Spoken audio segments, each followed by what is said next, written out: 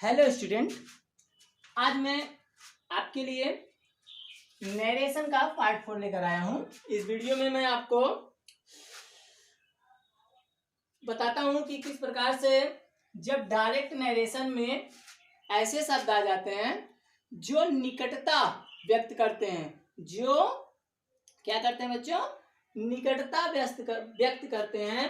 तो जब हम इनडायरेक्ट बनाने लगते हैं तो उसको हम दूर, मतलब कि दूर व्यक्त करने वाले शब्दों, दूरी व्यक्त करने वाले शब्दों में कन्वर्ट कर देते हैं। जैसे बच्चों अगर डायरेक्ट नरेशन में दिस आ जाता है तो हम दैट में कन्वर्ट कर देंगे, दीज आ जाता है तो दोज में, नाउ आ जाएगा तो देन में, दस आ जाएगा तो सो में, हेयर आ जाएगा तो देयर में, आइदर आ जाएगा तो थाइदर में, हेंस आ जाएगा तो देंस में, टुडे आ जाएगा तो दैट डे में, टुमारो आ जाएगा द नेक्स्ट डे, टुमारो आ जाएगा तो द नेक्स्ट डे, और द नेक्स्ट डे को द फॉलोइंग डे भी कह सकते हैं, और स्टरडे आ जाएगा तो द प्रीवियस डे। ध्यान दीजिएगा बच्चे, प्रीवियस आ जाएगा। अगर नेक्स्ट, अगर लास्ट आता है जैसे लास्ट डे, लास्ट वीक, तब भी हम क्या करेंगे बच्चों, प्रीवियस वीक या प्रीवियस डे करेंगे। जब भी डायरेक्ट से इनडायरेक्ट बनाएंगे इतना ध्यान रखेंगे, जब भी कोई शब्द ऐसा आया रहेगा जो निकटता शो कर रहा हो तो इनडायरेक्ट बनाते समय हम उसको दूरी व्यक्त करने वाले वर्ड्स में कन्वर्ट कर देंगे। बच्चों इसमें एक एक्सपेक्शन है, उसको हम बता देते हैं, और वो ये है, वैसे तो कॉमन रूल में ये चलेगा, ऐसे ही रूल बदलेगा, लेकिन जब एक ऐसी कंडीशन आ जाए जब दिस और दीज ये दोनों कोई सामने रखी गई वस्तु की ओर इशारा करें, मतलब ऐसी वस्तु को बताएं जो सामने उपस्थित हो। तो जो चीजें सामने उपस्थित हो अगर उनको ये इंडिकेट करेंगी, उस समय डायरेक्ट से इनडायरेक्ट बनाते समय इनको हम ना तो दिस का ना तो हम दैट बनाएंगे और ना ही दीज का हम दोज बनाएंगे। किस कंडीशन में बच्चों, उस कंडीशन में जब वस्तुएं सामने रखी गई हो। जैसे देखिए, Ram said comma inverted comma you can solve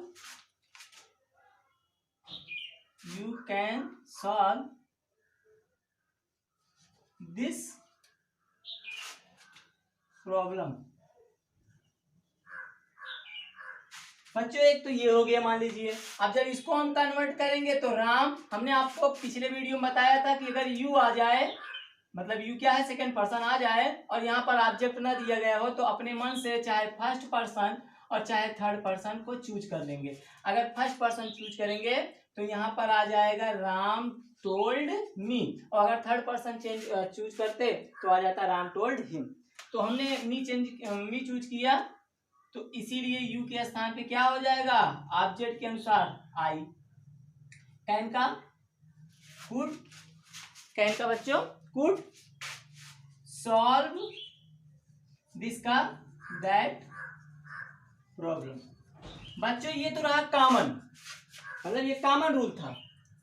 अब ये वाला रूल कब आएगा, इसको भी हम बताते हैं। इसी तरीके से अगर रिपोर्टेड स्पीच में कहीं पर भी ये शब्द आ जाए, कहीं पर भी ये शब्द आ जाए बच्चों, तो जब हम इनडायरेक्ट बनाने लगेंगे तो ये सारे शब्द लिखना चालू कर देंगे। इनके बदले में जो ये दिए रहेंगे इनके बदले में ये आ जाएंगे। इतना नोटिस रखिएगा कि अगर कहीं पर भी ये शब्द रिपोर्टेड स्पीच में आ जाते हैं तो इनडायरेक्ट बनाते समय उनको इन रूल में चेंज कर देंगे, सिवाय एक रूल के कि जब दिस और दीज का उस समय कन्वर्ट नहीं करेंगे जिस समय दिस और ये दिस है, दिस और दीज ये दोनों क्या करें, कोई सामने रखी गई वस्तु की ओर इशारा करें। अभी हमने आपको एक रूल ये बताया जो कॉमन था, लेकिन एक जैसे अगर हमने कहा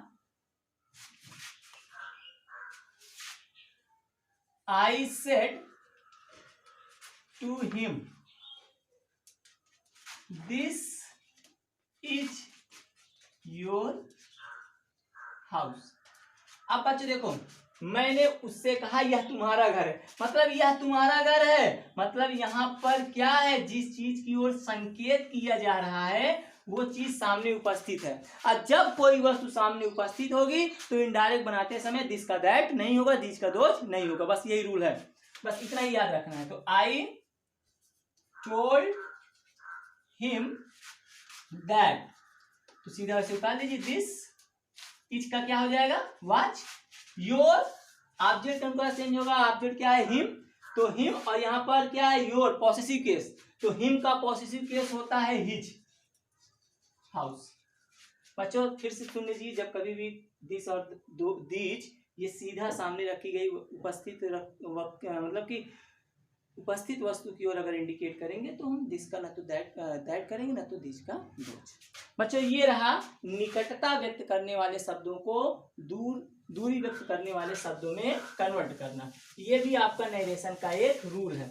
बच्चों इसके अलावा आज हम आपको कुछ स्पेशल रूल बताएंगे नरेशन में। इसके बाद नेक्स्ट वीडियो से आपको सेंटेंस वाइज आपको नरेशन करना सिखाएंगे। बच्चों पहला रूल क्या है स्पेशल में, स्पेशल रूल जानते रहिएगा। पहला रूल ये कहता है, ध्यान देंगे बच्चों, पहला रूल ये कहता है कि अगर कोई नाउन मतलब कोई भी नाम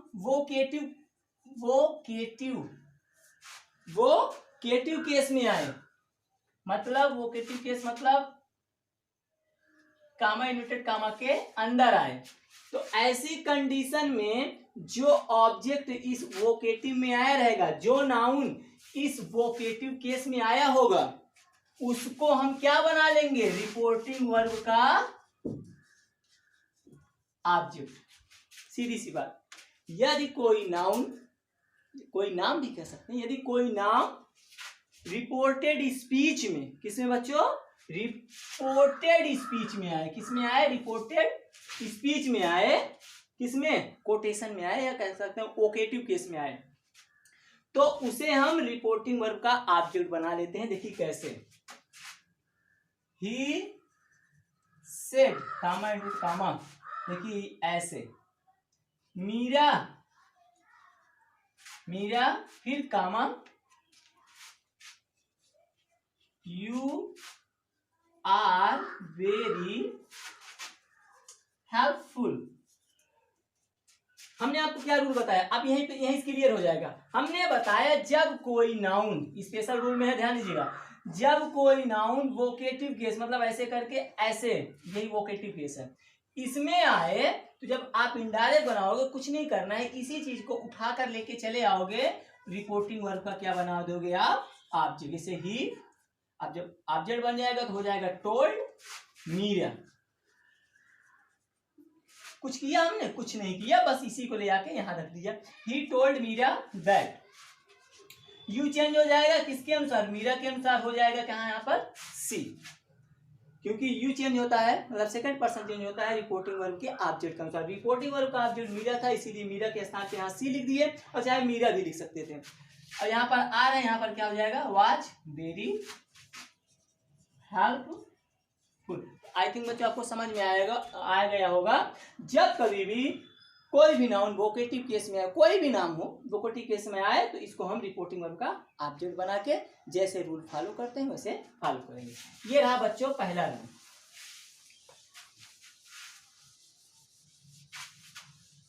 दूसरा रूल क्या कहता है बच्चों, अगर terms of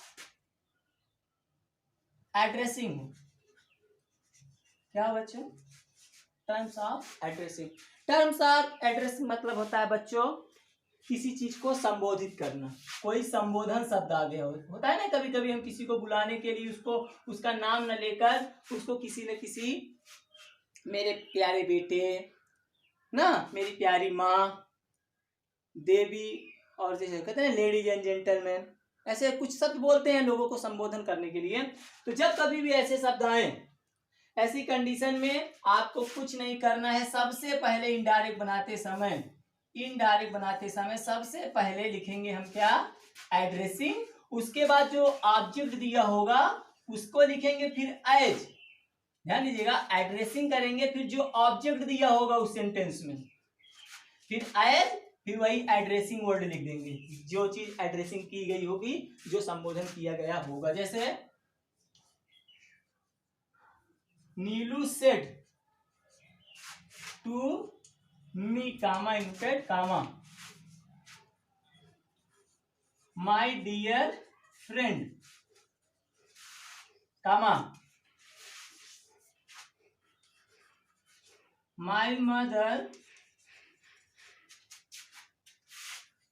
called you, full stop close. अब नोटिस कीजिएगा बच्चों, हमने क्या आपको बताया, जब कभी भी देखिए यहाँ पर एड्रेसिंग शब्द आ गया, किसी का नाम नहीं है, वोकेटिव में नाम आता है, यहाँ पर संबोधन शब्द आया, तो अब आप क्या करोगे, आपको कुछ नहीं करना है, यही चीज सबसे पहले लिख देना है। कैसे?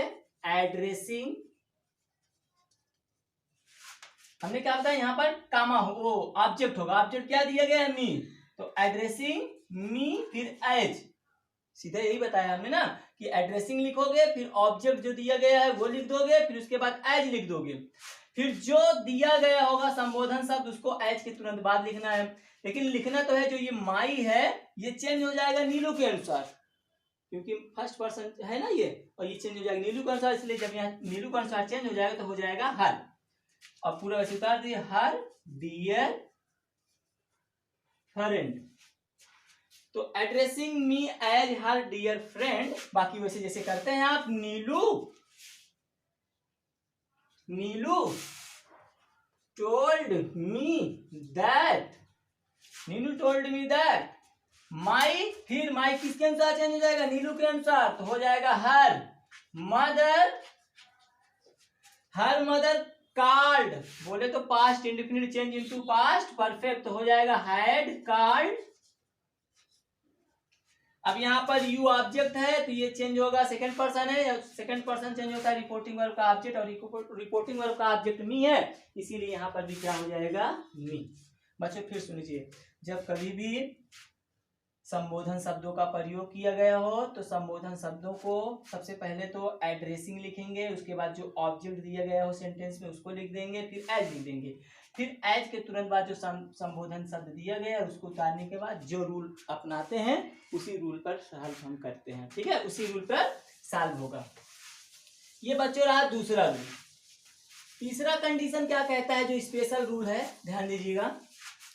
तीसरे रूल में ये कहता है बच्चों कि अगर सेंटेंस में, अगर रिपोर्टेड स्पीच में, बच्चों आरएस मतलब रिपोर्टेड स्पीच में, अगर रिपोर्टेड स्पीच में वेल या यूसी आए, तो बच्चों ध्यान दीजिएगा, अगर रिपोर्टेड स्पीच में वेल या यूसी आए तो इनडायरेक्ट बनाते समय इनको लिखा नहीं जाता, क्योंकि ये यूजलेस वर्ड होते हैं। यूजलेस वर्ड मतलब इनका वाक्य में कोई मतलब नहीं होता है, निरर्थक शब्द होते हैं, इसीलिए इनको बेकार की चीजों को जैसे हटा दिया जाता है वैसे इनडायरेक्ट बनाते समय इनको भी हटा दिया जाएगा। जैसे my mother said to him you see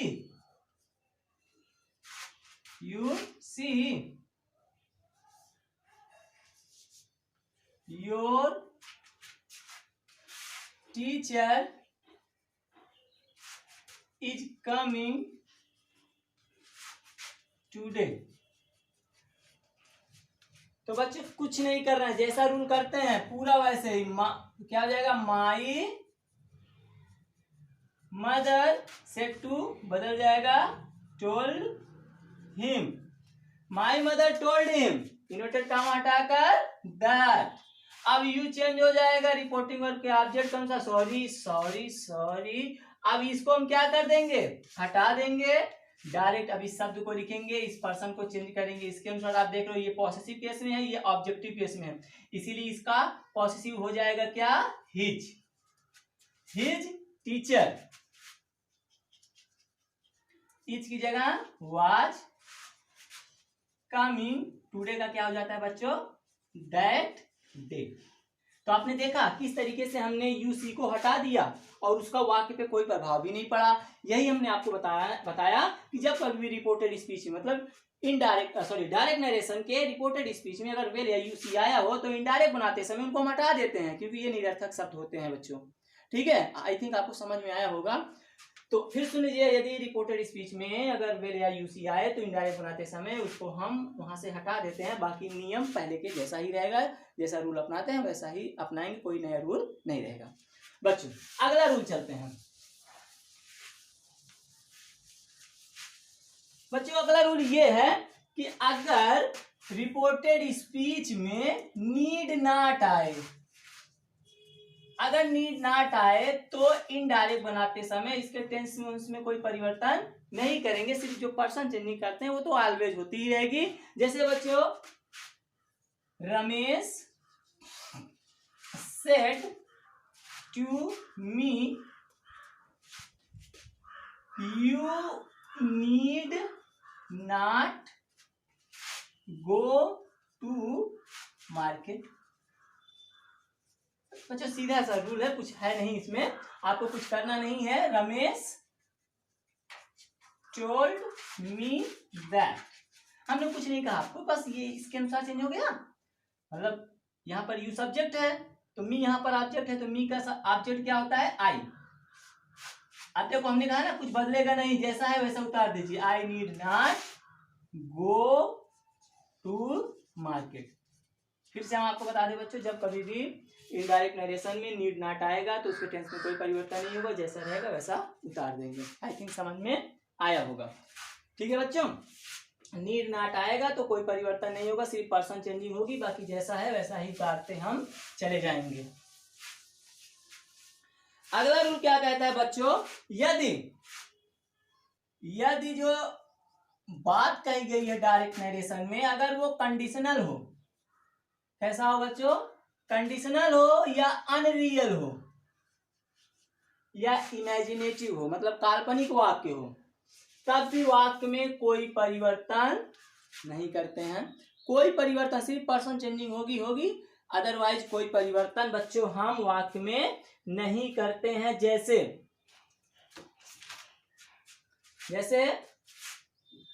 he said if my house were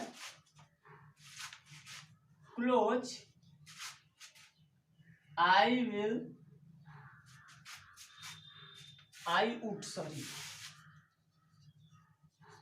would never late for school। उसने कहा यदि मेरा घर पास होता, नजदीक होता तो मैं स्कूल के लिए कभी देर करता ही नहीं। तो बच्चों हमने आपको रूल में क्या बताया, शर्त हो या काल्पनिक वाक्य हो या असत्य बात कोई गई हो जिसमें वास्तविकता हो ही ना हो। तो इसमें देखो वही कहा गया ना, यदि मेरा घर नजदीक होता, वास्तव में तो उसका घर नजदीक है ही नहीं, बस ये मान रहा है, कल्पना कर रहा है, तो इमेजिनेशन किया गया। इसीलिए इनडायरेक्ट बनाते समय इसके टेंस में कोई परिवर्तन नहीं करेंगे, बस इस वाक्य को जैसा है वैसा ही लिख देंगे। बस क्या करेंगे, पर्सन चेंजिंग कर देंगे। इफ माई का चेंज हो जाएगा his house were close, I फिर चेंज हो जाएगा, इसके अनुसार हो जाएगा he would never late for school. इसी तरीके से अगर कोई भी काल्पनिक वाक्य, कंडीशनल वाक्य आए बच्चों तो आपको कुछ घबराना नहीं है, आपको सीधे साधे उसी टेंस में लिख देना है पर्सन चेंजिंग करते हुए। आई थिंक बच्चों आपको समझ में आ रहा होगा। फिर सुन लीजिए, अगर कंडीशनल या अनरियल वाक्य होता है, काल्पनिक वाक्य होता है, कोई ऐसी बात कही गई हो जो वास्तविकता से कोई मतलब ना रखती हो, तो इनडायरेक्ट बनाते समय उसके टेंस में कोई परिवर्तन नहीं करेंगे। बच्चों लास्ट ये है कि यदि रिपोर्टेड स्पीच में फील आए, होप आए या थैंक यू आए, तो आप रिपोर्टिंग वर्ब को क्रमशः, अगर फील आया है तो फेल्ट में बदलेंगे, होप आया है तो होप्ड में बदलेंगे, थैंक यू आया है तो थैंक्ड में बदलेंगे। ध्यान दीजिए। जैसे बच्चों Anamika said comma I feel sorry for this behaviour. तो बच्चों कुछ नहीं करना है, आपको ये चीज क्या कर देना है, हटा देना है। और क्या कर देना है, फील दिया है तो इसीलिए रिपोर्टिंग वर्ब को किसमें बदलना है हमको, फेल्ट। तो हो जाएगा क्या बच्चों, Anamika felt that, sorry Anamika, chalk थोड़ा सा मिल जाए, अनामिका फेल्ट। ठीक है बच्चों, अनामिका फेल्ट, कुछ करना नहीं है इसमें, दैट और कुछ नहीं लगाना है, पूरा ऐसे उतार दीजिए बस। Anamika felt sorry for this का बच्चों दैट बिहेवियर। आपने देखा इसमें कुछ किया नहीं गया, अनामिका बस रिपोर्टिंग वर्ब को इसके अकॉर्डिंग इसको हटा के इसके स्थान पे हमने फेल्ड कर दिए, बाकी पूरा ऐसे लिखा था हमने ऐसे उतार दिया। बच्चों एक बार फिर से इस मेल का सेंटेंस और देख लीजिए। जैसे they said thanks you comma include comma thanks you, thank you for your help. अब बच्चे ध्यान देंगे, कुछ नहीं करना है, बस दे कर दीजिए, ये हटा ये हटा, इसके स्थान पे क्या हो गया बच्चों, थैंक्ड, दे थैंक्ड फॉर। अब यहां पर बच्चों ऑब्जेक्ट है नहीं, तो ऑब्जेक्ट है नहीं तो अपने अनुसार चाहे इसको माई में चेंज कर दीजिए और चाहे इसको हिज में चेंज कर, तो हम यहाँ पर माई कर देते हैं, माई है। ओके सर, ओके बच्चों। एक अंतिम रूल देख लेते हैं, फिर ध्यान दीजिएगा। फील, होप, थैंक यू, इन सब में कोई शब्द आए आपको कुछ नहीं करना, रिपोर्टिंग वर्ब में यही चीज कर देना, फेल्ट, होप या थैंक। एक अंतिम रूल बच्चों जो आता है, अगर रिपोर्टेड स्पीच में सर या मैडम आए तो आप क्या करेंगे, रिपोर्टिंग वर्ब में प्लस कर देंगे क्या, रिस्पेक्टफुली। जैसे I said sir I want a book for today. यही है बच्चों, तो कुछ करना नहीं है।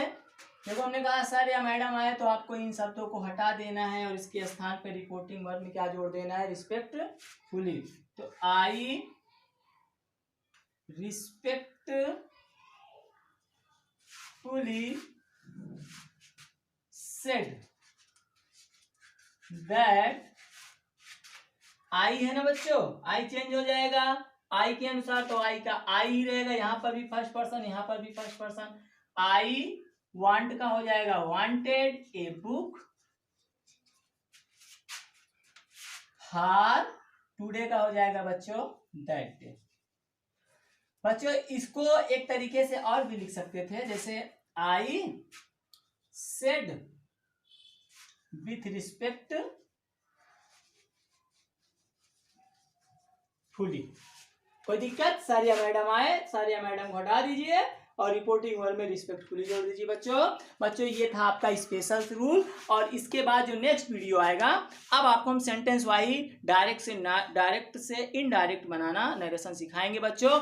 आपको बस ये सारे रूल्स एक बार हमारे वीडियो को अच्छी तरीके से देख लेना है, ताकि आप नए नए सवाल भी हमसे करिए, मतलब आप भी अपने तरीके से कमेंट बॉक्स में अगर आप अपने डायरेक्ट नरेशन को पूछेंगे तो हम उसको कमेंट में आपको उसको बता सकेंगे। अगर आप कोशिश करोगे तो बच्चों आसान हो जाएगा पढ़ना।